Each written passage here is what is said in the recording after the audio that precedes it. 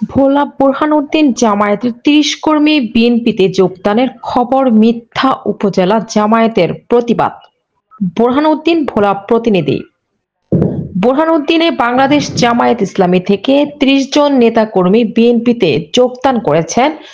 এ দাবি মিথ্যা, বানোয়াট ও রাজনৈতিক উদ্দেশ্য প্রণোদিত বলে জানিয়েছে উপজেলা জামায়াত।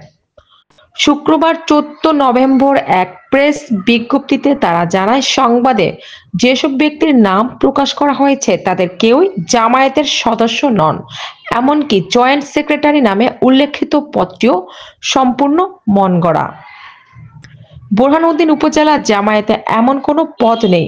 জামায়াত অভিযোগ করে, টুপি দাড়িওয়ালা কিছু ব্যক্তিকে কর্মী সাজিয়ে ভোলা ২ আসনে বিএনপি প্রার্থী হাফেজ ইব্রাহিমের সংবর্ধনা অনুষ্ঠানে যোগদানকারী হিসেবে দেখানো হয়েছে।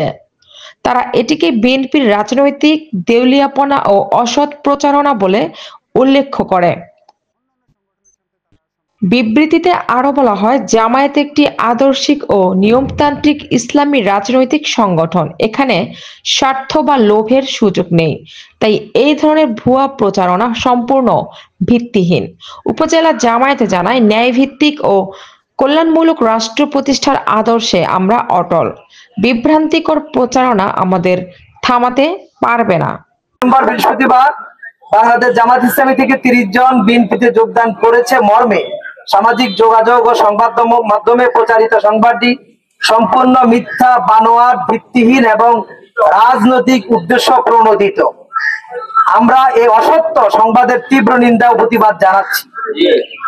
প্রকাশিত সংবাদের প্রেক্ষিতে আমাদের বক্তব্য হচ্ছে, একটি মহল জামায়াত ইসলামীর জনপ্রিয়তা ঈর্ষান্বিত হয়ে পরিকল্পিতভাবে অসত্য সংবাদ প্রচার করে সাধারণ মানুষের মধ্যে বিভ্রান্তি সৃষ্টির অপচেষ্টা করছে।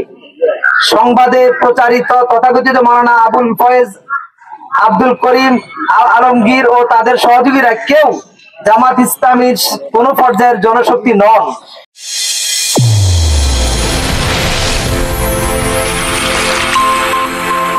চ্যানেল A1 হৃদয়ের স্পন্দন।